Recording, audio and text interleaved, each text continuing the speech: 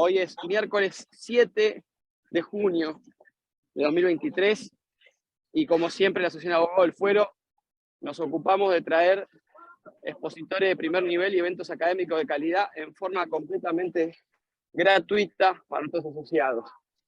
Hoy tenemos el honor de que no esté ni más ni menos con nosotros que un director de Instituto de Derecho del Trabajo del Colegio de Abogados de Morón, el doctor Sergio Arce, un querido colega y amigo que hace poco ha sido nombrado como director de ese instituto y además ha sido admitido como integrante del Instituto de Derecho del Trabajo del Colegio de Abogados de la Capital Federal.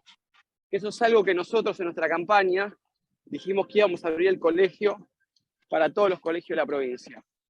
Recordábamos con Sergio que hace el año 2019, desde AFTE le dimos difusión a su libro y él desde ese momento hasta hoy no ha parado de crecer. Así que sin más preámbulo, y antes de cederle la palabra a la doctora Biagioni, los quiero invitar a todos ustedes a asociarse, si hay alguno que no esté asociado, y a sumar un colega también.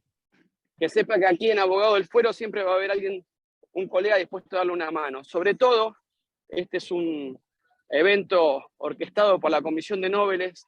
Todos sabemos lo difícil que es arrancar en nuestra profesión. Es muy difícil. Pero acá estamos los colegas solidarios dispuestos a tenderles una mano a todos ustedes. Así que cuenten con nosotros, cuenten con la Asociación de Abogados del Fuero.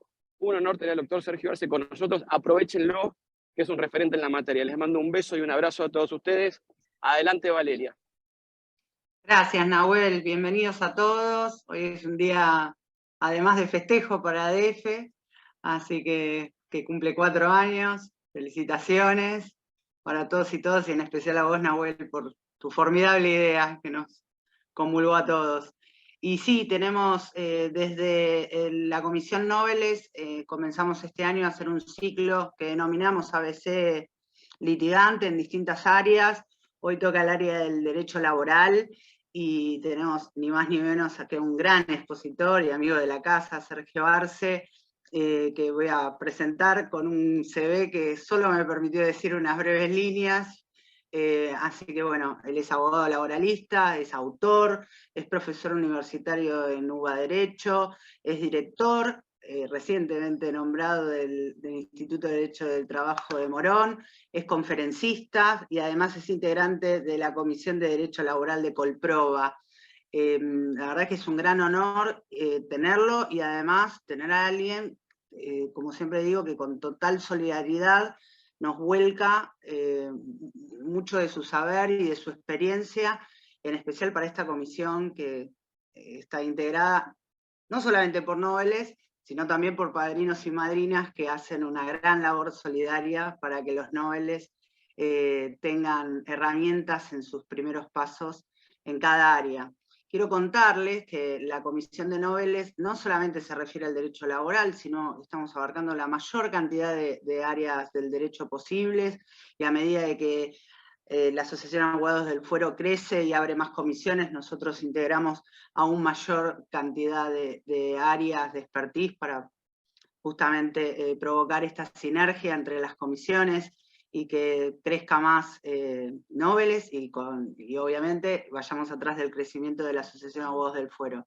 La asociación es gratuita, ahí agradezco a María Soledad Mato, la secretaria de la comisión que está presente en esta charla, va a dejarles en el chat toda la información para que puedan suscribirse a la Asociación de Abogados del Fuero, y así como también si quisieran tener algún certificado por digamos, este encuentro académico, de forma tal de que también colaborar desde ese lugar a la asociación. Bueno, sin más preámbulos, Sergio, la verdad es que es un placer. Ni bien te dije, me dijiste sí, y sin ningún tipo de tapujos, así que para mí es un placer tenerte acá y te muy agradecida.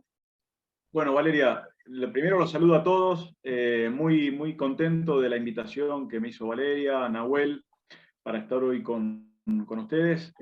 Quiero felicitar a ADF, a Abogados del Fuero, a todo el equipo de Abogados del Fuero. A ver, felicitar, creo que tenemos que felicitar y agradecer, porque realmente se ha transformado en un grupo que ha dado respuestas a los colegas, viene apoyando a los colegas, capacitando a los colegas, viene haciendo un trabajo muy importante, muy interesante, que se ve, se nota. Entonces creo que es un beneficio para todos los colegas, hay que seguir apoyando a Abogados del Fuero. Y cuando me invitaron a dar esta charla, incluso para Nobles, que me encanta, me parece algo muy bueno, que los Nobles no lo tenían esto. Es decir, yo recuerdo cuando me recibí, para aprender Derecho del Trabajo había que leer un libro o, a ver, quien no tenía un familiar abogado, trabajar en un estudio de Derecho Laboral para tener causas y para ver lo que era un expediente laboral y aprender la práctica. Hoy los nobles abogados tienen esta ventaja o esta posibilidad que antes no tenían, que es tener charlas, tener capacitación, tener esta comisión en donde pueden evacuar las dudas, el madrinazgo. Así que la verdad que yo les agradezco, te agradezco Valeria, a Nahuel, y los felicito por todo el trabajo que están haciendo en Abogados del Fuero. A todo el equipo, a Nahuel, a Patricia, a Facundo, a Diego, es decir, un gran equipo tienen, así que realmente los felicito y les agradezco. Y agradezco a todos los colegas que hoy están acá presentes, algunos colegas que veo que realmente no son nobles, es decir, saben un montón de derecho laboral, así que les agradezco también porque lo tomo como un apoyo a la actividad y por supuesto también un apoyo a Abogados del Fuero que estén presentes, así que se los agradezco y los felicito. Cuando me plantearon el tema es procedimiento laboral en capital y en provincia, más precisamente todo lo que se refiere a despidos. Mi idea es hacer una exposición práctica, no tan extensa, pero que tenga lo más importante de cada procedimiento.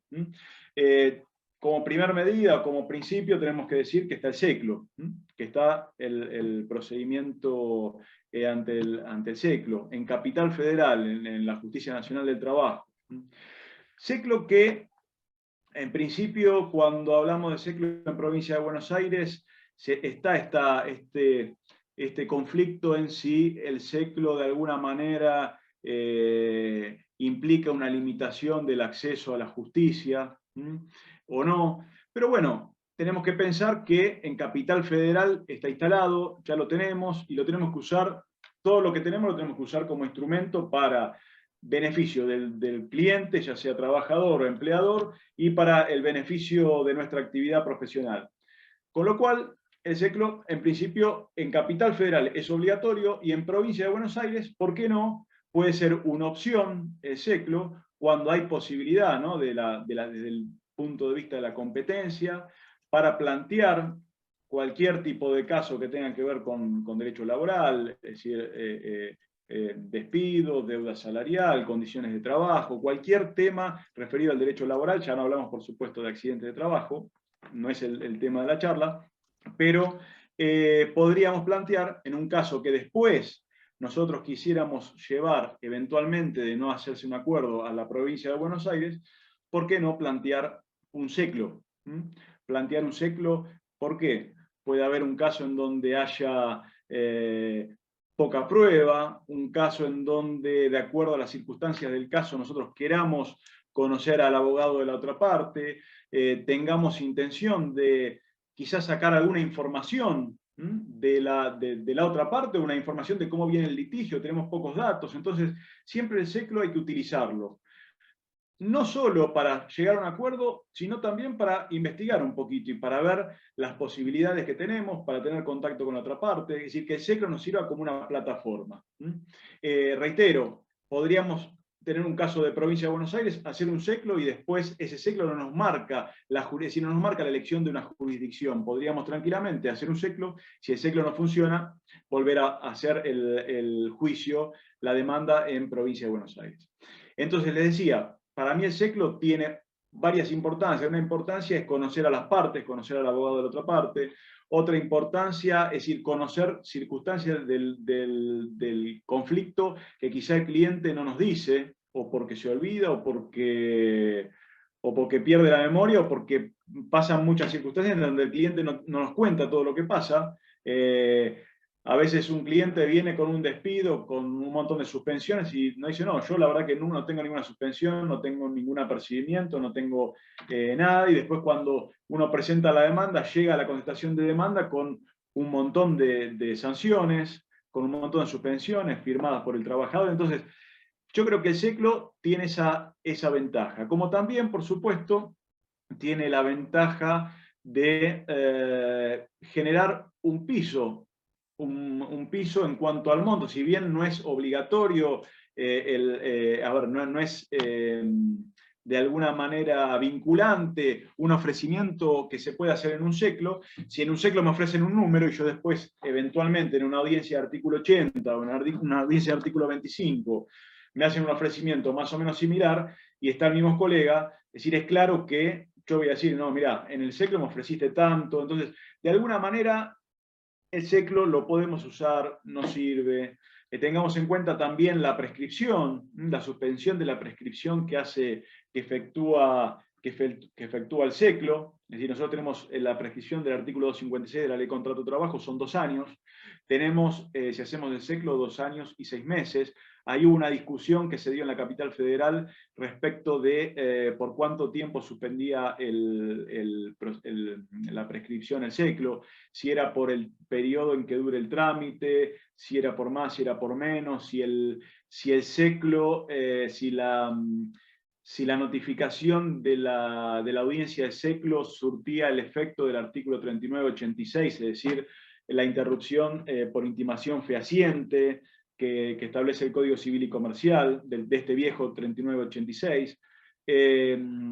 Y acá lo que se ha dicho es no, este periodo, esta audiencia de SECLO lo que hace es suspende el plazo o el tiempo, el periodo de prescripción por 6 meses, con lo cual un trabajador que despedido tendría para iniciar una acción con SECLO, habiendo iniciado el SECLO, 2 años y 6 meses. Por supuesto, si después pretendo iniciarlo en provincia, en principio tendría cuidado porque no irían esos 6 meses para provincia. Sin perjuicio que tenemos en la Ley de Contrato de Trabajo el 257, que nos dice que un procedimiento administrativo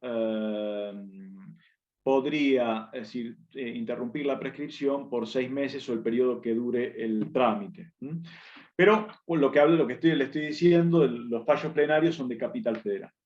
Entonces, bueno, esto sería, en principio, cuando hablamos del SECLO, ¿sí? la interrupción de la suspensión de la prescripción. Tengamos presente cuando vamos al SECLO, que el SECLO también nos puede servir para, de alguna manera, y esto vinculado a los nobles, cuando uno quiere tratar de llegar a un acuerdo para presionar. ¿Por qué? Porque en el SECLO yo puedo requerir a la cantidad de partes que yo decida requerir. ¿A qué me quiero referir con esto? Me quiero referir, por ejemplo, yo tengo un demandado principal, y yo puedo demandar, es decir, en el SECLO puedo reclamar también a 4 solidarios, a 3 solidarios. Puedo llamar a el lugar, por el artículo 30, a quien cede total o parcialmente el establecimiento. Puedo ver si hay una empresa vinculada o relacionada. Puedo ver si hay una empresa de servicios eventuales, llamar también a la usuaria por solidaridad. Es decir, en el SECLO yo tengo la posibilidad de reclamar a varias personas. ¿Eso qué me va a hacer?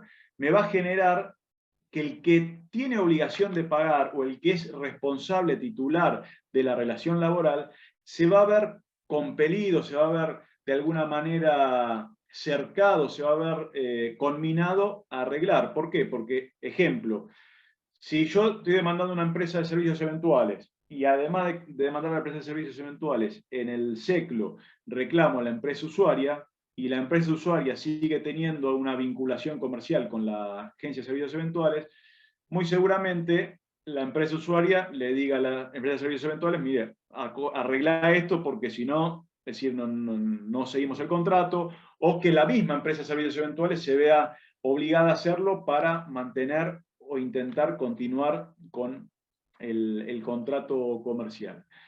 Y después, reitero, yo puedo, cuando demando, no demandar. Cuando yo hago la demanda, después puedo decir, no, yo en el SECLO requerí a 5 personas para ver si podía presionar y llegar a un acuerdo. De acuerdo, por supuesto, siempre teniendo en cuenta el caso o la circunstancia de cada caso. Y después en la demanda puedo decidir, no, mira, yo voy a demandar solamente a el usuario. A ver, acá hay una pregunta, hola, perdón, no entendí bien si estoy matriculada en provincia de Buenos Aires. Esperen que por ahí tiene que ver la pregunta con lo que estoy diciendo. Y el asunto laboral es la Sergio, misma. Sí. si querés eso te lo modero yo, así vos desarrollás tranquila tranquilo y te voy diciendo las preguntas que están relacionadas. En este caso sí, porque se refiere a cuando vos dijiste que por ahí después decidí llevarlo a Sí. provincia de Buenos Aires, el caso. Ella está Sí, ahí planteando... lo que dice, claro, la pregunta dice si estoy matriculada en provincia de Buenos Aires y el asunto laboral, claro, acá la pregunta tiene que ver con otra cosa, es decir, si yo estoy matriculado en provincia de Buenos Aires, si no estoy matriculado en Capital Federal, claramente al SECLO no voy a poder ir, salvo que le pida ayuda a algún colega que tenga matrícula en Capital.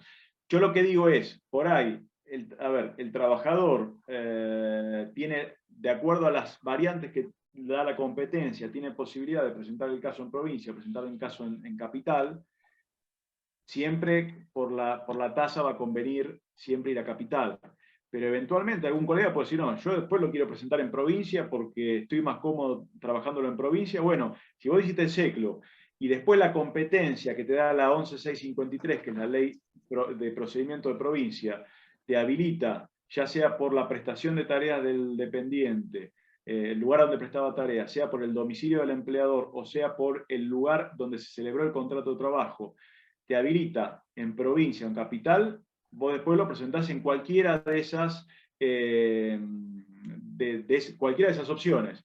Si vos hiciste el SECLO, ese SECLO no te va a marcar la jurisdicción, ¿sí? Es decir, el SECLO te habilita la vía en Capital Federal, pero vos si después querés, puedes hacer el juicio en provincia. Ahora, si haces el juicio en provincia, por supuesto no vas a presentar el acta del SECLO en el Tribunal de Provincia de Buenos Aires. A eso me refería, que muchas veces por ahí viene un caso de un trabajador que tiene muy poca antigüedad. Y bueno, quizá el abogado dice yo, y más si sos Nobel, soy Nobel abogado y realmente es un caso en que me tengo que meter en 4 o 5 años de juicio por poca antigüedad, 5 meses de antigüedad, 6 meses de antigüedad, 8 meses de antigüedad. Y por ahí colegas que agarran este tipo de casos, bueno, planteo un SECLO y veo si lo puedo cerrar. Y lo que decía, la posibilidad en el SECLO de requerir a las personas que yo entienda o considere corresponder que reclame. Incluso podría decir, bueno, yo reclamo a una empresa, una sociedad anónima, o pongamos mejor una SRL, y hay incorrecta registración. Entonces, si hay incorrecta registración, yo en el SECLO podría traer al sociogerente de la sociedad, entendiendo que hay una responsabilidad de la ley de sociedades comerciales respecto de que si hay un ilícito cometido contra un tercero, si perjudica el accionar de la sociedad, perjudica a un tercero, ese accionar debería ser imputable a quien tomó la decisión de manera personal. Les hago una pregunta. ¿Ustedes me ven? Porque yo no me estoy viendo en el... Sí, se te ve bien. Ah, bueno. Se te ve bien, No se te me veo a escucha mí bien. mismo. Ahí está. Ahora Te sí. podés hacer ping. ¿Saben por qué? Estaba en otra pantalla. Claro, se ve, hay 2 pantallas. Ah, porque hay dos, porque por la cantidad de participantes se te abren Ahí pantallas. está. Ahora sí, me gusta más. Ahí me veo y los veo a ustedes.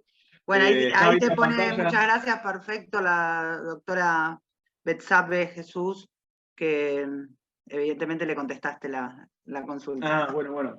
Entonces, y ahí la veo a Valeria, la veo a Soledad, la veo también a la otra Valeria, también Villamayor, bueno, a todos ahora los veo, en otra pantalla no los veía. Entonces, lo que decía, esto nos da la posibilidad de poder variar y de poder después decidir más adelante cuando voy a demandar, bueno, no, voy a demandar solamente a estas personas y a las otras no. Es decir, en el SECLO yo no tengo riesgo por reclamar, es decir, por citar a más gente, ¿sí? Y después otra cosa importante del SECLO es consignar correctamente los rubros que voy a reclamar. ¿Por qué? porque si yo, no sé, la demanda reclamo deuda salarial, y la deuda salarial yo no la planteé en el SECLO y no quedó como rubro, o si reclamo la 24013 en un juicio y yo en el SECLO no cerré por la 24013, ¿qué pasa? El empleador, cuando conteste demandas, y si yo voy por el empleador, le voy a decir, no, mire, usted, es decir, no, en el SECLO no consignó la 24013 o no consignó, es decir, no está cerrado por ese objeto. Ahora, después por ahí el juzgado, hay jurisprudencia en donde dice que el artículo 80, ahí se conectó Walter González. Walter. También, Sí. un saludo, Walter, ¿cómo estás? Les decía, después hay jurisprudencia que dice que el artículo 80 que se hace, que es la audiencia, para los que son nobles y no tienen ni idea de lo que es el artículo 80, es la audiencia de conciliación que hace el juzgado en cualquier momento del juicio, pero que siempre en general se hace cuando se traba la litis, antes de la apertura de prueba del expediente. Hay jurisprudencia que dice, bueno, si hay alguien que no se reclamó en el SECLO, si hay algo mal en el SECLO, esa audiencia funciona como, o puede sanear esos desperfectos del SECLO. Pero yo les aconsejo que para qué vamos a pasar por este inconveniente, tratemos siempre de, en el SECLO, plantear bien los nombres de los demandados, ver en el acta que estén bien todo, que esté todo correcto, y bien consignados los datos.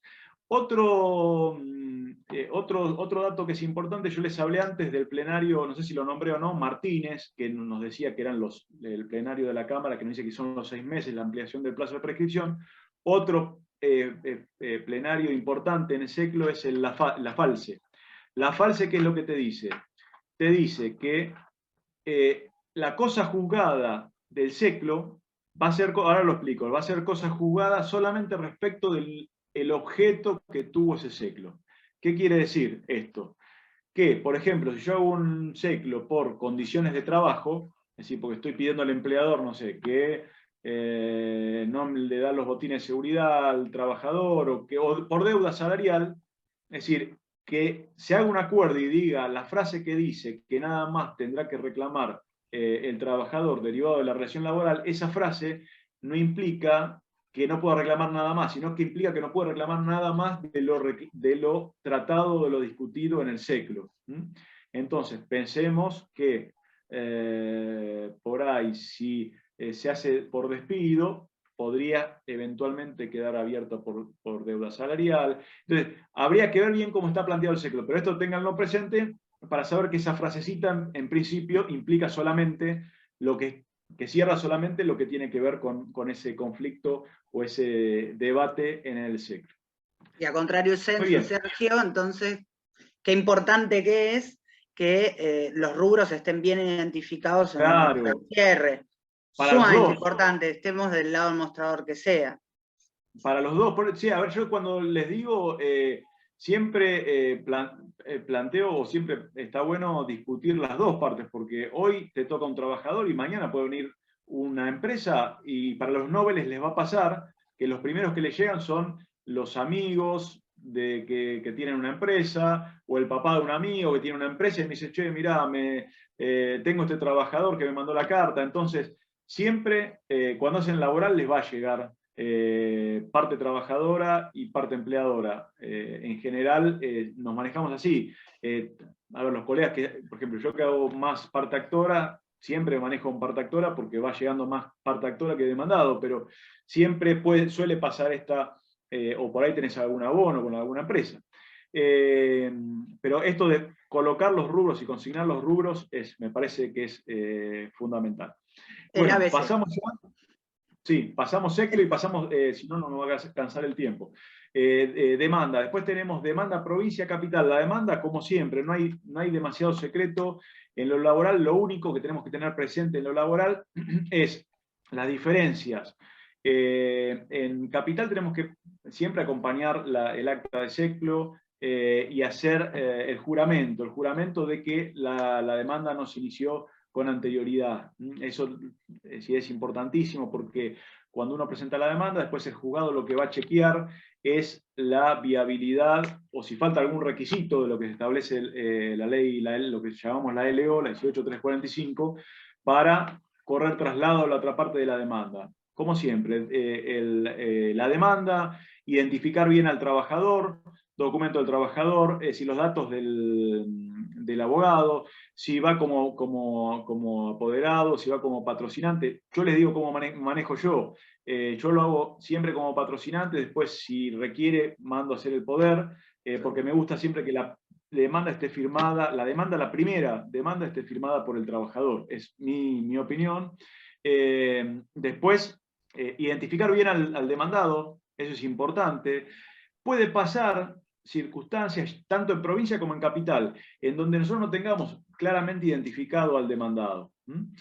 O por ahí tengamos identificado el demandado, pero no tengamos identificado el domicilio, o que el domicilio no lo sepamos. Podemos que el juzgado remita la notificación al domicilio que nosotros le mencionamos y después si hay algún problema con la notificación, pedir el oficio, ya sea, si es persona física, al RENAPER, que es el encargado de informar el domicilio de la persona real, o si es una sociedad, la IGJ o las personas jurídicas. Por supuesto, si no queremos esperar a que se dé el traslado, lo que podemos hacer es una medida preliminar, una medida previa. ¿Sí? ¿Para qué sirve esta medida preliminar o medida previa? Antes del traslado de la demanda, para, por ejemplo, investigar bien cuál es el nombre del demandado, por ahí para investigar cuál es el domicilio, es decir, podemos pedir una medida preliminar o previa para que se informe cuál es el correcto domicilio del demandado. También podría haber medidas previas o medidas preliminares probatorias para, es decir, de las que estén en un eventual ofrecimiento de prueba, pero que si dejamos pasar el tiempo se pierdan. ¿Sí? Les pongo un ejemplo que a veces pasa. Por ejemplo, pensemos con el correo oficial de la República Argentina, con el correo argentino. Recordemos que, y esto es importantísimo para los nobles también, el correo argentino guarda los telegramas solamente por 5 años. Entonces, si ustedes mandan, ustedes van a decir, ¿cómo después de 5 años vamos a mandar el oficio? Pero puede pasar. Pensemos si se presenta la demanda con 2 años y 6 meses. Y tenemos 5 o 6 demandados. Hasta que se notifica a todos los demandados, hasta que el juzgado por ahí te lo abre a prueba, hasta que te provee el oficio del correo, y podría pasar que pasen estos 5 años. Y si pasa 5 años y yo no mandé el correo, ahí no voy a tener la prueba tan importante que es la prueba de intercambio telegráfico, donde yo reclamo una indemnización y para la indemnización tiene que haber una causa. ¿Cuál es la causa de la indemnización? Una injuria. ¿Dónde se ve la injuria? En el intercambio telegráfico. Si yo no tengo intercambio telegráfico, no tengo juicio. Salvo que cuando, una opción para salvar esta situación sería que cuando responda el demandado, y esto también, fíjense que ya me estoy adelantando, pero se los voy comentando, adelantando en el procedimiento. Pasa mucho cuando,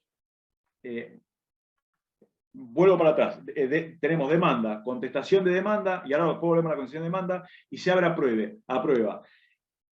Lo fundamental es mirar la apertura de prueba, siempre chequear, es decir, creo que es una de las cosas más importantes del juicio, tanto en provincia como en capital. Ir mirando la apertura de prueba. ¿Por qué? Porque puede pasar que falte alguna prueba que nosotros pedimos y que creemos que es importante.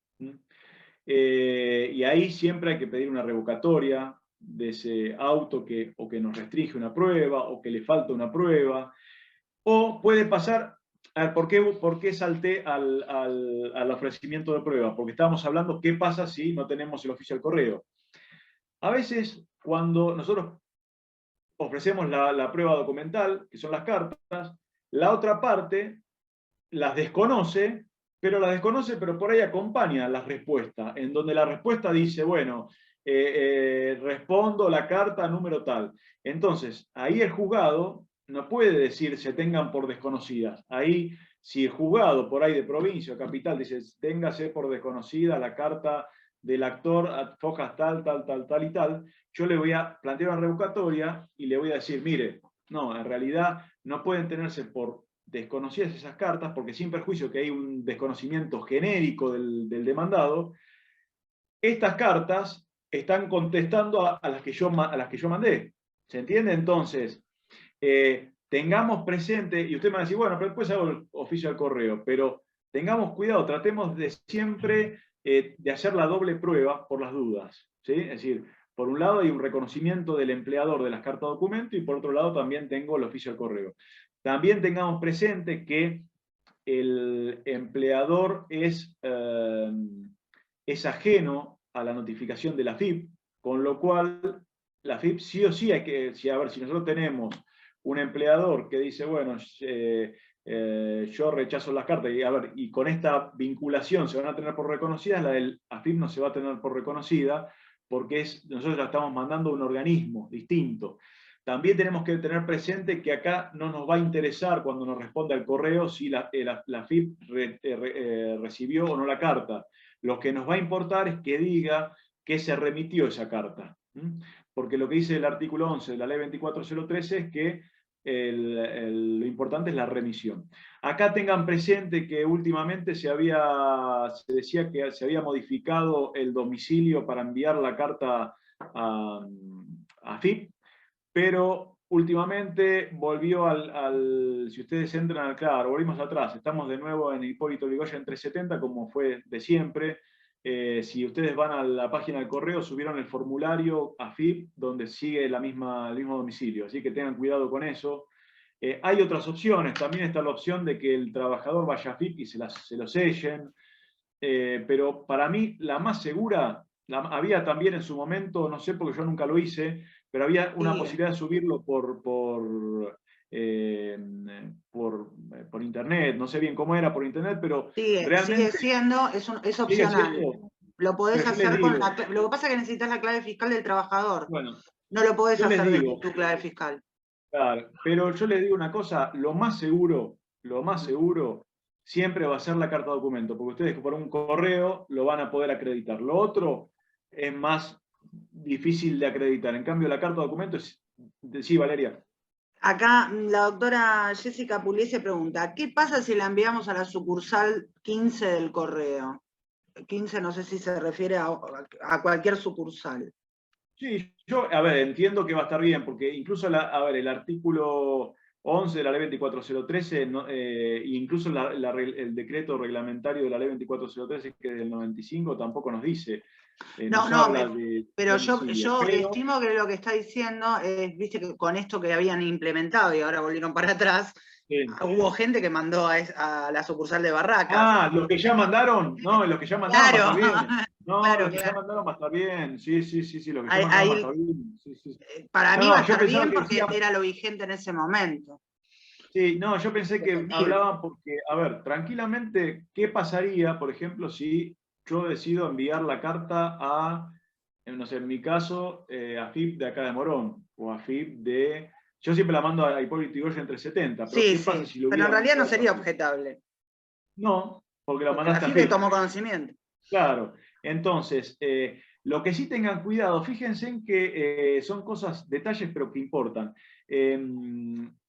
Hay jurisprudencia, después se las voy a pasar, en donde el demandado, también cuando uno va por demandado, tiene que tratar de ser hábil y buscarle el defecto a lo que sea, ¿no?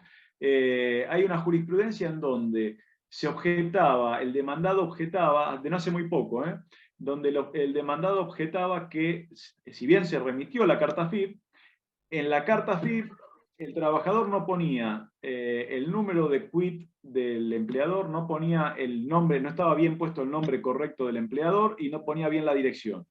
Entonces, lo que se dijo en esa jurisprudencia es que no se había cumplido con el artículo 11 porque, si bien le habían mandado la carta FIP, no tenían la forma de identificar correctamente a ese empleador. Entonces, para evitar todos estos conflictos, pongamos bien que se mandó la carta de la ley 24013, artículo 8 o 9 y 10, se mandó a tal empleador con domicilio en tal lugar. Si tenemos el cuidado, a ver, también hay jurisprudencia que dice que el trabajador no puede ser un investigador. A veces el trabajador no sabe bien para quién trabaja, a veces no sabe ni cuál es el quit de la empresa.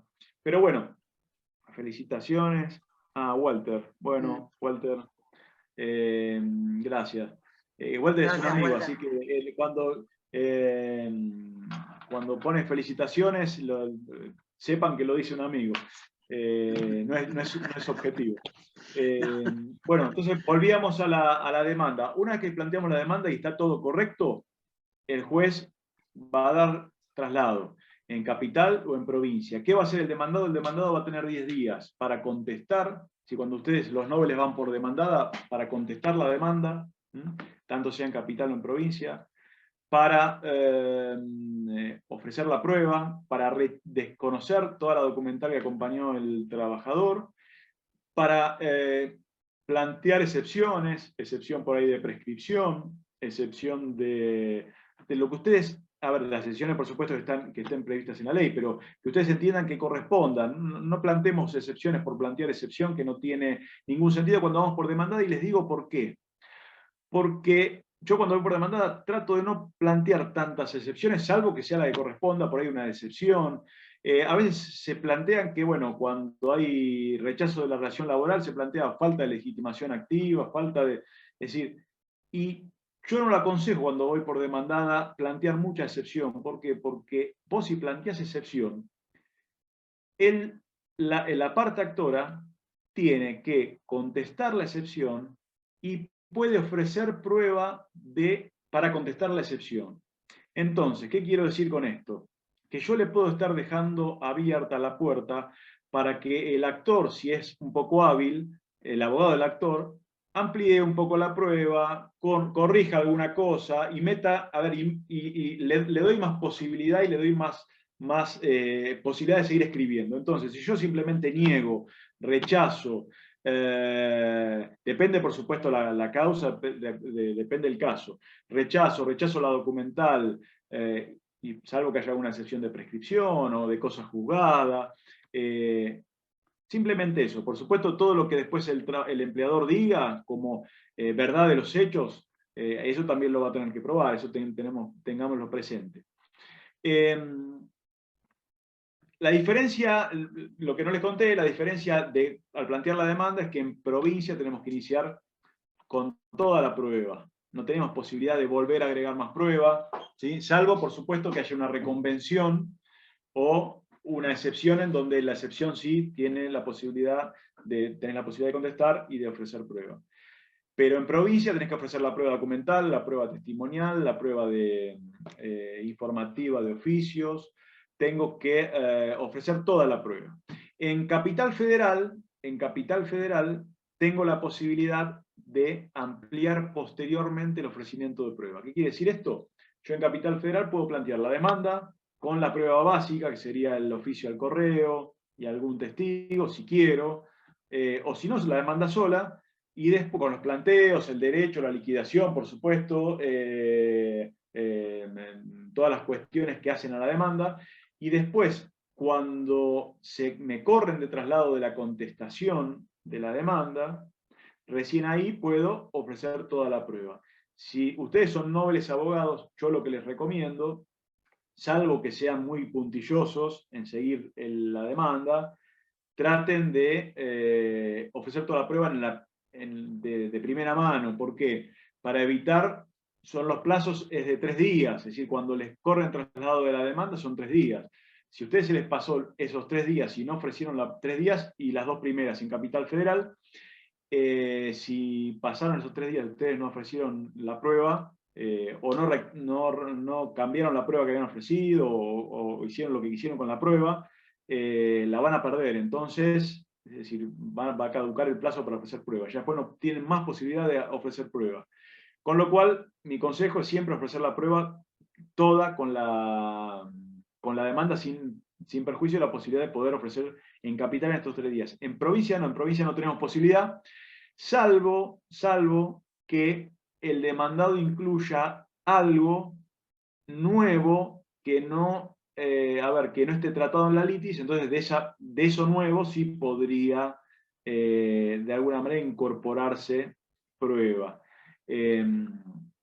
Por supuesto, si tenemos una reconvención, por ahí en Provincia de Buenos Aires tenemos una reconvención, recordemos, en Capital vamos a tener 3 días para ofrecer la prueba, cuando nos corran traslado de la contestación, en Capital 3 días, y en Provincia van a ser 5 días. En provincia simplemente lo que vamos a tener que hacer es rechazar, si acompañado documental, desconocer la documental, y contestar la excepción, 5 días. Pero no vamos a poder ofrecer prueba nueva.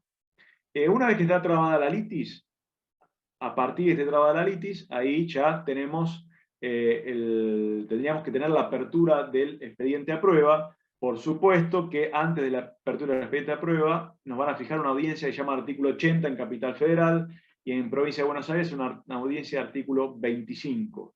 Esa audiencia es parecida a lo que puede ser una audiencia en el SECLO, pero ¿por qué digo parecida? Pero porque es distinta en el sentido de que ya tenemos todas las cartas sobre la mesa. En el SECLO, cuando uno plantea un reclamo en el SECLO, y el demandado puede pensar que el trabajador no tiene testigos, por ahí no, puede pensar si tiene prueba, no tiene prueba. Acá ya cuando llegamos a este punto, ya están todas las cartas sobre la mesa. ¿A qué me refiero? Sabemos cómo está trabada la litis, qué es lo que planteó el trabajador, qué es lo que planteó el demandado, la liquidación, quiénes son los demandados, es decir, cuál es la prueba de la que se van a intentar valer cada parte. ¿Sí? Entonces, acá dice la audiencia artículo 80, es obligatoria como provincia, sí, es cierto. A ver, en general la fijan. Hay casos en donde no la fijan, pero en general las audiencias de artículo 80 y artículo 25, en provincia a veces no la fijan, yo tengo expedientes donde no me han fijado audiencia de artículo 25, pero en general la fijan, porque la idea es tratar de los expedientes ir terminándolos y cerrándolos y acordándolos. Si se acuerda el expediente, perfecto, se cierra, se paga. Si hay muchos demandados ahí, siempre recordemos que el expediente tiene que quedar cerrado, es decir, vamos a tener que acordar con uno o con todos, o acordar con uno y desistir a los demás, es decir, no puede quedar la posibilidad de un demandado sin cerrar el expediente, es decir, lo correcto es uno acuerda y se desisten de los demás, o se desisten de alguno y otros acuerdan. En la audiencia artículo 80, como en la audiencia artículo 25, algo importante para los colegas es la ratificación del pacto del convenio de honorarios, del pacto de cuota litis. Ahí recordemos que en Capital lo tenemos que plantear en la demanda tenemos que poner que celebramos con el trabajador un pacto de cuota litis de el 20% de lo que el trabajador perciba. Entonces, en Capital lo que van a hacer es una ratificación personal del trabajador, donde el trabajador se le va, el juzgado le va a decir, bueno, usted sabe que firmó un pacto con el doctor de lo que perciba en la audiencia, en lo que perciba de este juicio, va a tener que dárselo al doctor, lo ratifica, si dice que sí, va a quedar en el acta. Esto es importante, ¿por qué? Esto es importante y más hoy que es todo digital y que la transferencia es a la cuenta del trabajador. Yo les digo, antes, hace mucho tiempo, cuando íbamos con el trabajador a cobrar al banco de tribunales o así, ¿viste? Quizás yo no hacía la ratificación del pacto porque íbamos con el trabajador, lo acompañábamos, iba alguien del estudio y lo acompañaba, es decir, era otra cosa. Ahora, a veces pasa que con el cliente nos vemos poco, o le mandamos el escrito para que nos firme algo, o me lo mandan firmado, lo mando y la plata va directo a la cuenta del trabajador. Entonces ya con el pacto y el convenio de honorarios, el pacto de cuota litis ratificado, uno cuando pide el giro o la transferencia al juzgado, ya directamente dice, bueno, son, no sé, 1 millón de pesos, bueno, solicito ese libre giro al actor por el monto de 800.000 pesos, atento a que el acuerdo fue por 1 millón y el pacto que se ratificó en la audiencia artículo 80 fue por el 20%, y abajo, y se ponen, por supuesto, se ponen los datos de la cuenta del trabajador, se acompaña la constancia con todos los datos del trabajador emitida por el banco, el QUIL del trabajador, la constancia QUIL, el DNI, y abajo hacemos nuestro pedido de estos honorarios respecto del pacto y por supuesto los honorarios que deben pagar la parte demandada de reconocimiento que tiene que hacer, que todo esto es importantísimo que quede constancia eventualmente en un acuerdo que se haga en el juzgado. Es decir, esto es importante que quede constancia en el acuerdo para evitar después conflictos. Bueno, estábamos en lo del... la Lo apertura. importante, lo que resalto de esto de tener el pacto ratificado, en especial en estos tiempos, es que tiene que haber litis. Si uno ya tiene acuerdo, no hay ratificación posible. Por eso es interesante hacerlo previo a la audiencia del 80. Yo suelo mandar un escrito pidiéndole al juzgado que me instruya en relación a esto, porque a veces se hace por carta documento, ni siquiera se realiza una audiencia de ratificación del pacto. Sí, tal cual. A ver, ahí lo que tienen que haber, se dice el alias, ¿no? Tiene que haber, si yo ya sé que hay un acuerdo, si yo ya sé que hay un acuerdo, en realidad... se perdió el alias. Se perdió, ¿sí? Claro. Entonces, tiene que haber un plazo entre el... A ver, yo les digo esto también, que lo que dice Valeria es correcto. A veces también pasa que uno va a la audiencia del artículo 80... Previo a todo, antes que nada, ratificamos el pacto. Y haces el acuerdo. Pero es cierto, por ahí si vos tenés ya sabés que vas a hacer un acuerdo y es raro ratificar el pacto y hacer el acuerdo. Pero bueno, es importante. No, yo lo he hecho en la misma 80, no digo que no. Yo lo hago, sí, previo, lo hago también. Pero digo previo. que para evitar. Y evitarse discusiones, lo ideal sería por lo menos unos días antes. Hay dos, en realidad, dos colegas, Melina Sáenz pone, ojo con el pliego de confesional, referido a algo que estabas hablando antes en la etapa de prueba, con el pliego de confesional en provincia, me lo he olvidado, claro. O sea que en provincia, que tenés que adjuntar el pliego también de la confesional, sí, conjuntamente con toda la prueba. Y, lo puedes hacer por separado, o si no, también lo que se acostumbra se puede hacer un pliego abierto con 2 preguntas y reservarse. Claro, y ahí Valeria Villamayor dice, sí, para evitar el olvido, el pliego se puede agregar un par de preguntas, esto que vos estás diciendo, en la demanda, y dejarlo abierto para ampliar en la audiencia. Igual confesionales hoy por hoy. Sí, en general la confesional se desiste, es decir, es lo más habitual. Y lo que pasa también mucho, recordemos que vamos avanzando, pasa mucho que por ahí cuando llegamos a la audiencia de la vista de causa, en donde, a ver, en provincia tenemos toda la prueba escrita, que se ven los informes, la pericial, todo se va produciendo antes de la vista de causa. Y por ahí llegamos a la vista de causa, o cuando nos tiene que fijar la vista de causa, no hay ninguna prueba que producir oral, salvo la confesional. Entonces, ahí también tenemos que ver, porque realmente si ya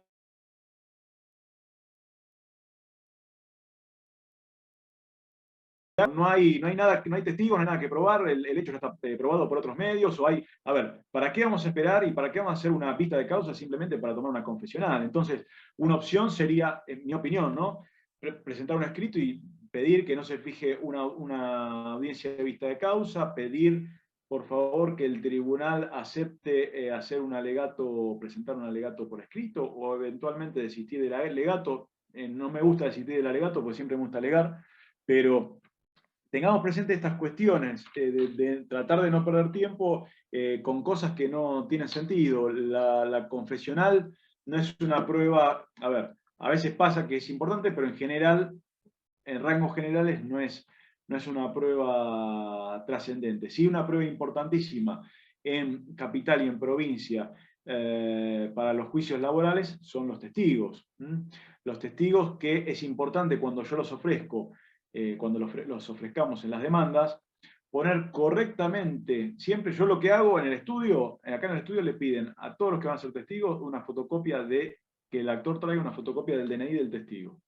¿Para qué sirve eso? La fotocopia del DNI van a tener los datos correctos, cuál es el primer nombre, el segundo nombre, el tercer nombre y el apellido, cuál es el DNI del testigo, cuál es el domicilio que figura en el DNI del testigo, todo. ¿Esto qué nos va a evitar? Nos va a evitar que cuando vaya o cuando esté en una audiencia el testigo virtual, la persona que se presente sea el mismo que yo ofrecí.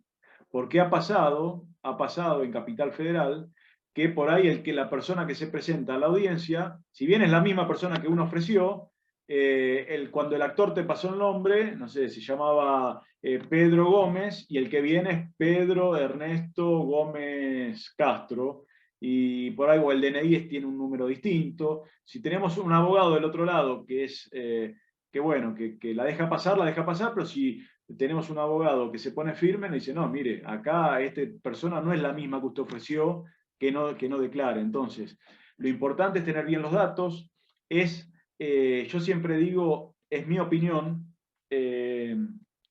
hablar con los testigos, no para decirles lo que tienen que decir, porque eso no se puede, pero sí que los testigos, cuando van a la audiencia, sepan qué se le va a preguntar y cómo se les va a preguntar. Yo creo que es un respeto, a ver, no hace falta que se lo diga yo, pero es un respeto para el testigo. Poner a un testigo a exponerlo a una situación en donde no sabe qué le van a preguntar, ni cómo se lo van a preguntar. Entonces, por lo menos, que sepan cómo va a ser la forma de la pregunta, porque además tengamos presente que cuando hablamos desde lo lingüístico, el testigo no tiene por qué saber qué quiere decir que es un actor, no tiene por qué saber qué quiere decir si tiene juicio pendiente. Entonces, por ahí puede meter la pata en estas cuestiones. ¿Qué es un juicio pendiente? ¿Qué quiere decir cuando le van a decir si es enemigo, amigo, si tiene, cuando se refiere al actor? Más o menos que tenga presente estas cuestiones para evitar algún tipo de conflicto con el testigo. Y después, por supuesto, si ustedes tienen que hacer preguntas, que no sean preguntas indicativas. Cuando ven un testigo que está muy flojo y un testigo que habla mucho, como consejo, no hacer demasiadas preguntas, porque esos testigos, si son testigos de uno, por ahí pueden perjudicarlo. Siempre yo prefiero los testigos que hablen poco, pero que digan, es decir, cortito, ¿sí? Que no hablen demasiado. Cuando hablan mucho se van por las ramas y empiezan a decir cosas que no convienen, que no sirven y que nos pueden complicar. Hasta incluso la posibilidad de un falso testimonio. Tengan presente que esto no es algo laboral, sino que es algo penal, pero que cuando hablamos de falso testimonio, hablamos siempre desde que terminan las generales de la ley en adelante. Es decir, en principio no podría haber falso testimonio respecto de las generales de la ley. ¿Por qué? Porque las generales de la ley hablan del testigo. ¿Se entiende esto? Es decir, si yo digo, bueno, yo tenía un juicio pendiente y no lo tenía, bueno, podré después impugnar. Pero no es un falso testimonio, es decir, un falso testimonio, o si yo conozco a una persona o no conozco a una persona, si sabe quién mandaba. El falso testimonio se refiere a hechos de los cuales trata la litis. Esto me parece que es importante tenerlo presente para un eventual planteo, ¿no?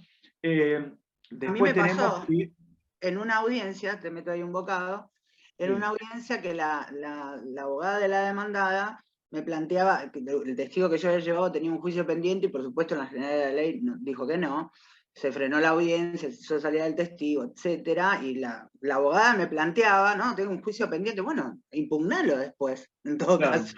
Presentá tu impugnación, pero vos no podés impedir, no, porque es un falso testimonio, y yo le planteaba esto, no, el falso testimonio empieza o no a partir de ahora, cuando él declara acerca de lo que conoce o no de la litis, pero nunca sobre su condición como, digamos, como su persona, o hasta ahora se hicieron preguntas sobre su condición personal. Esas son las generales de la ley. Bueno, el audiencista me dio la razón en ese sentido, obviamente después impugnó, etcétera, pero no era lo mismo que no sentarlo a declarar.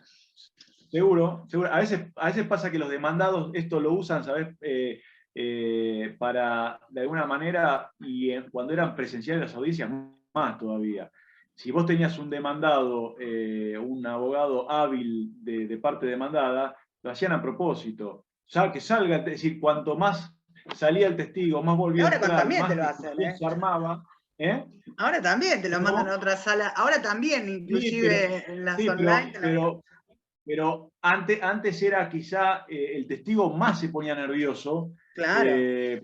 porque ahí estamos ahí en la audiencia y lo mandaban al testigo afuera, adentro, del falso testimonio. Entonces, de alguna manera, lo que querían hacer era que el testigo se ponga tan Se nervioso que cohibiera. cuando tengan que decir algo, ni se acordaba de lo que tengan que decir. Claro, se cohibiera, sí, tal decir. cual. Bueno, Claro. ahí hay que perfeccionarse bastante. Acá la doctora Excelato pregunta, ¿qué pasa si citan a un testigo que no quiere declarar, o sea, que no quiso ser ofrecido, y de repente, bueno... Y bueno, ahí tenés de la fuerza pública, pero yo les digo Yo no siento lo testigo, cierto. Les digo lo cierto. En realidad es un error llamar a alguien que no va a querer declarar, porque No sé, no me acuerdo.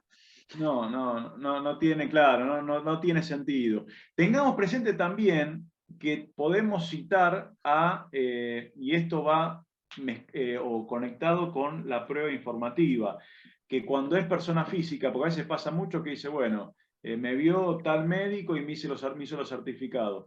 Cuando es persona física, no es oficio. Cuando es persona física, lo que tiene que hacer, lo puedo citar como testigo de reconocimiento, pero yo no puedo mandarle un oficio a una persona física. Salvo que, a ver, ya a veces se pone al consultorio y por ahí pasa, pero lo correcto es, si es un sanatorio, sí, le mando un oficio. Si es persona física, si es alguien que me atendió o si es alguien que tiene que reconocer un documento, lo puedo poner como testigo de reconocimiento para que venga y ratifique si la firma es suya, si el contenido del documento es suyo. Lo mismo que siempre la prueba pericial caligráfica, en donde si hay algún documento que yo acompaño como parte actora y se desconoce el documento, yo pueda decir, bueno, como subsidiariamente planteo la prueba pericial caligráfica, y eso también sirve, porque si la parte desconoce un documento firmado, algún recibo de sueldo firmado, lo que sea, voy a tener que instar esta prueba que queda en subsidio y que por ahí muchas veces los juzgados lo dejan pendiente, como prueba pendiente, no fijan por supuesto una pericial caligráfica, pero se puede tener como cierta. También los reconocimientos documental. Pasa a veces que los juzgados, cuando uno en el segundo traslado acompaña documental, no se hace el traslado a la otra parte, entonces esa documental queda ahí boyando, no sabe si cuando va a hacer el alegato, no sabe si la reconocieron, si la desconocieron, qué pasó con esa documental. Entonces, ahí se podría plantear también hacer pedir al juzgado un reconocimiento documental, y si la otra parte no viene, se tiene por reconocida la documentación. A veces los juzgados también ponen, con la 80, te ponen la audiencia de conciliación, te ponen de reconocimiento y desconocimiento de la documental. Ahí la doctora Claudia Saboya hace una pregunta, y en el caso de los médicos que no se presentan a reconocer, ¿qué se hace o qué se puede hacer? No, si voy a ofrecer esa prueba, tengo que tratar de, a ver, es como el testigo. Si yo voy a ofrecer un testigo, tengo que asegurarme que ese testigo vaya. Por supuesto que siempre le tenemos que decir, mire, tiene que venir al actor o a nuestro cliente, si es demandado actor, tiene que venir la primera audiencia. Si es actor, más que nada. Si es demandado, bueno, lo puedo estirar, porque cuanto más estiro el juicio, ahora cambia, ¿no? Por el tema del acta, pero es decir, si voy por actor, que venga la primera audiencia, que no se dilate las audiencias de testigo. Pero recuerden que nosotros tenemos la primera audiencia, que es la originaria. Después, si no se notificó el testigo, yo puedo decir, bueno, cambio el domicilio. Si se notificó y no viene, puedo decir, bueno, asumo compromiso de que venga la audiencia. Ya una vez que asumo compromiso y el testigo no viene, ya el testigo se cayó. Pero tratemos de ofrecer gente que sabemos que va a venir. A veces se ofrecen testigos que sabemos que no se van a ver, nosotros podemos ofrecer 5 testigos, a veces el trabajador tiene 2 testigos, pero sabemos que ese caso por ahí, por algo o porque a otros trabajadores les pasó, quizá arreglaron, entonces quizá a veces no conviene poner 2 testigos en la demanda, por ahí conviene poner más testigos. Así sepamos que por ahí no van a venir, pero no es lo mismo plantear una demanda con un testigo en latín, que es estaba la frase esa que se traducía como testigo único, testigo nulo. Es decir, si tenemos un testigo no sirve. ¿Por qué? Porque el juez tiene que evaluar la declaración de ese testigo con otros testigos para contrastar y ver si es real, si no es real. Entonces, también lo mismo pasa si vamos al procedimiento de provincia. No es lo mismo estar en las audiencias de vista de causa en Provincia de Buenos Aires, se empieza siempre con el intento de conciliación, tratar de negociar. Es decir, antes de hacer la vista, el tribunal que intenta tratar de acordar para evitar la declaración de los testigos, para evitar todo. Entonces, si nosotros, la otra parte, sabe o piensa que tenemos los 5 testigos, claramente va a estar más obligado o va a tener más ganas de acordar que si sabe que tenemos un testigo o que no tenemos testigos. Es decir, esto es claro. También tengamos presente el tema del onus probandi. ¿Quién tiene que probar? ¿Y qué tenemos que probar? No pongamos prueba por poner, porque si no, los expedientes son eternos y no tienen ningún tipo de sentido. Es decir, ¿qué tenemos que probar? Si es un despido con justa causa, con una supuesta justa causa, el que va a tener que probar la causa es el empleador. No hay mucho que aportar, por supuesto, si hay alguna diferencia de salario, una diferencia de fecha de ingreso, o a ver si esta causa tiene, el trabajador puede aportar algo a la causa. Pero tengamos en cuenta quién tiene que probar y ahí ir direccionando la prueba. Cuando terminamos con todo el procedimiento de la prueba en Capital Federal, lo que vamos a pedir, y cuando está finalizada, vamos a pedir que se pase el expediente para revisar a ver si está para alegar. Lo que hacen es revisan a ver si ya está todo en la prueba lista, certifican la prueba y lo pasan para alegar. Ahí nos dan 10 días para alegar.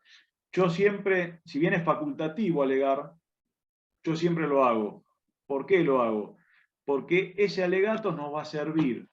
Primero, nos sirve, yo lo hago, les explico por qué. Porque primero a mí me sirve para ver, imagínense que con todo el trabajo que tiene uno, cuando te sentás a ver todo el expediente del principio a fin y a evaluar toda la prueba y todo, y haces el alegato, ya tenés uno ya tiene una convicción de cómo va a salir el caso, cómo va a salir la sentencia, o qué puede eventualmente plantear si no sale como uno quiere. Entonces, primero, uno eso. Después, segundo, aunque algunos jueces digan que no lo leen, yo les digo que lo leen y que lo miran, y que cuando uno le pone por ahí, ¿cómo se hace un alegato? Vos ponés que vas a hacer el mérito de la prueba, ponés prueba documental. Afojas tanto, acompañé el telegrama AFIP, afojas tanto tal prueba, afojas tanto, contestó oficio el correo argentino en donde ratifica y prueba las cartas, afojas tanto la IGJ acompañó tal prueba, afojas tanto el testigo tal, dijo tal cosa. Es decir, de alguna manera, es decir, resalto toda la prueba que produje y todo lo importante o lo que yo quiero o lo que tengo en vista que acredita los extremos litigiosos del juicio. Como también resalto lo que no pudo probar la otra parte. La otra parte no efectuó actividad probatoria, la otra parte no trajo los testigos, la otra parte se le caducó la prueba porque no hizo ningún oficio. Entonces,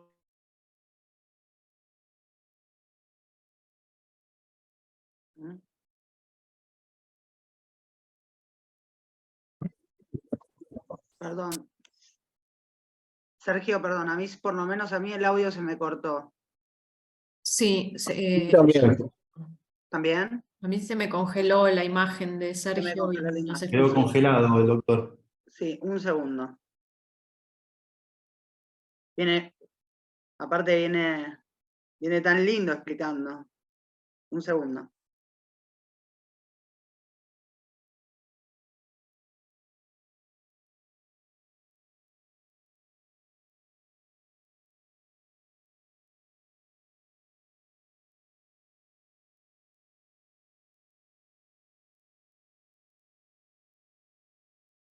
Ahí le di nuevo ingreso. Disculpen, ¿eh? acá estoy, no sé por qué se me apagó, de la nada se apagó la computadora. Se ve que les digo, se ve que la computadora estaba cansada de escucharme y Y dijo, aparte ya está. venían todos poniendo muchos poniendo en el chat que les encantaba cómo explicás y todo, y justo se cortó. Una Sí, pena. la computadora se cansó de escucharme y se apagó sola, así que me conecté con ahí estaba viendo con el celular. Ahí estamos, Sergio. Bueno, gracias por reconectarte. No, está bien, les decía, en síntesis, para mí el alegato es fundamental. Y otro punto importante del alegato es que si vos haces un buen alegato, después eventualmente cuando llegue la sentencia, si hay algo que apelar, vos ya tenés ahí, ya tenés el alegato, la apelación hecha, incluso si vos no vas a apelar, si vos no tenés, te dan traslado de la apelación y tenés que responder la expresión de agravios, ahí ya tenés los elementos para contestar la expresión de agravios que efectúe la otra parte. A mí también me resulta sumamente útil hacer el alegato en ese sentido. Hay y una en consulta. sí. Hay Y una en consulta provincia, sí, y en provincia también. En provincia cuando hay que, por supuesto, es verbal. En provincia, en algunos tribunales, en pocos, pero te autorizan, si uno lo pide, hacerlo por escrito. Pero siempre es bueno. A mí siempre, si es oral, me gusta mucho, porque yo ya tengo todo preparado, a fojas tanto, a fojas tal. Y algunos dicen que a los jueces de provincia no les gustan escuchar los alegatos, pero no les gusta a ver, si no tiene fundamento o si lo que van a decir ya son cosas que no tienen ningún sentido. Ahora, si vas al objetivo y de alguna manera vas llevando el caso y vas guiando y vas llevando la prueba para el lado que corresponde, yo creo que todo sirve. Son todos instrumentos que están y los tenemos que usar. Me parece que si están hay que usarlos. Bárbaro. El doctor Peña Lucas dice, buenas tardes, respecto al alegato, ¿recomienda incluir resumen de demanda y contestaciones o directamente el resumen de prueba? Yo le digo lo que hago yo, pues cada uno puede manejarlo de la manera que sea. Yo hago una especie como si fuese una especie de sentencia, en donde pongo un resumen breve de los hechos, un breve reconto de los hechos, y del cuál es el conflicto y qué es lo que se tiene que probar, y después sí, ya paso a los resultados probatorios. Hago al principio, con un breve reconto, así el que tiene que leer, si del juzgado mira y dice, es decir, ¿para qué voy a leer la demanda, la contestación y ver qué pasó? Después, por supuesto, lo puede chequear, pero ya tenés ahí, es decir, el actor trabajaba de tal fecha, tal hora, hacía tal cosa, pasó tal situación, el despido se dio en tal fecha, muy breve, y después sí, lo más importante, todo eso no es tan importante, pero hacer un reconto de los hechos que hacen al litigio. Para mí es importante. Ahí el doctor Facundo Castro, que volvió, dice, en provincia de Buenos Aires se puede pedir alegar por escrito y puede servir para conciliar si estás en duda. Facundo, ahí sí, no estás, ahí te pido que te desmute. Gracias, Vale. Ahí va. Sí, simplemente agregaba eso, que en provincia a veces puede servir pedir Sí. alegar por escrito para después conciliar el expediente si no tuviste muy buena suerte con los testigos, que es en última instancia antes de que pase a veredicto sentencia. Seguro, sí, seguro. Yo he alegado por escrito. Sí, en provincia se puede pedir. Y bueno, sí, es una buena posibilidad para, de alguna manera, intentar torcer el expediente para nuestro lado. Bueno, pero bueno, yo creo que con esto que les dije, yo no sé qué hora estamos, pero tampoco quiero hacerlo tan extenso por ustedes y les agradezco. Tenemos, yo creo que unos 10 minutitos más. Después de alegato, obviamente, viene la parte de sentencia en cualquiera de los dos procedimientos y recursos. Yo creo que recursos ya implicaría otro encuentro, al cual te invito, Sergio, si querés hacer el ABC de recursos el semestre próximo, nos podríamos coordinar. Y el recurso, recordemos que también está la posibilidad, cuando hablamos hoy de artículo 80 y todo lo demás, que la sala nos fije una audiencia de artículo 80. Eso también a los nobles hay que decírselos, la posibilidad de que vayamos a la instancia de apelación y podamos hacer eventualmente también un acuerdo en la sala. Sí, eso ya depende del criterio de cada sala. Hoy justo fui a hablar por uno y no me estaría funcionando. No, pero pasa. Pero sí, pero es cierto. También está, o sea, en cualquier momento de ese proceso. Tenemos un montón de devoluciones en cuanto a lo impecable de tu exposición. Sergio, y las felicitaciones y demás. No sé si alguien tiene alguna duda en relación al tema de hoy, a lo que se conversó, y quiere hacerla en vivo y en directo, pueden levantar la mano ahí en reaction o reacciones, depende como lo tengan, pueden poner levantar mano y abro micrófono, o si estamos bien. No, la verdad que fue para mí contundente, Sergio, tu Bueno, muchas gracias. conducción, Gracias. de verdad. Gracias a De todos. verdad Vuelvo, que yo vuelvo ahora que está Facundo, antes se lo dije a Nahuel y te lo vuelvo a repetir, Facundo, y bueno, Valeria, a Soledad, a todos a Claudia, a todos los integrantes de Abogados del Fuero, que estoy muy contento por la invitación y que los felicito por los 4 años. Primero, los felicito, lo mismo que le dije a Nahuel, los felicito y les agradezco por todo el trabajo que vienen haciendo, que me consta de adentro y lo veo, se nota para todos los colegas. Realmente es una felicitación y un agradecimiento mío, y creo que de todos los colegas que estamos hoy acá y de todos los colegas que siempre se suman a las charlas, a las capacitaciones, y a todos lo que hace de Abogados del Fuero. Así que muchas gracias. Acá nosotros siempre, los agradecidos somos nosotros de contar con colegas como vos que están en la trinchera, lo debe haber dicho Nahuel, súper interesante para todos los colegas, no solamente para los que recién empiezan, porque estas cosas repasarlas siempre vienen bien, y estar al día con todos estos detalles de todo el trámite de un expediente, la verdad que es buenísimo, así que muchísimas gracias por haber participado. Está la invitación hecha por Valeria para la próxima, para recursos, para lo que quieras. Así que, Sergio, siempre tenés el puertas espacio abiertas. cuando lo quieras. Y algo más Excelente. que quería agregar, aprovecho este espacio para contarles que la Comisión de Nobles tiene funcionado dentro de la Comisión de Nobles un programa que se llama Padrinazgo Madrinazgo, lo hacemos con mucho amor, con mucha dedicación. Actualmente rondamos más de los 80 nobles que tienen sus padrinos y madrinas, y invitamos a ambos lados, es decir, tanto a expertos como a nobles. Pueden ser, inclusive hay un caso de que es Nobel y padrino al mismo tiempo, Nobel en un área y experto en otra, y por ende es al mismo tiempo. La idea es, obviamente, ir ampliando cada vez más las áreas de incumbencia, así que están más que invitados a participar del programa de la Comisión de Nobles y, por supuesto, de la ADF. Ahí Solemato acaba de poner en el chat el mail, para que puedan escribir y nosotros los guiamos al ingreso.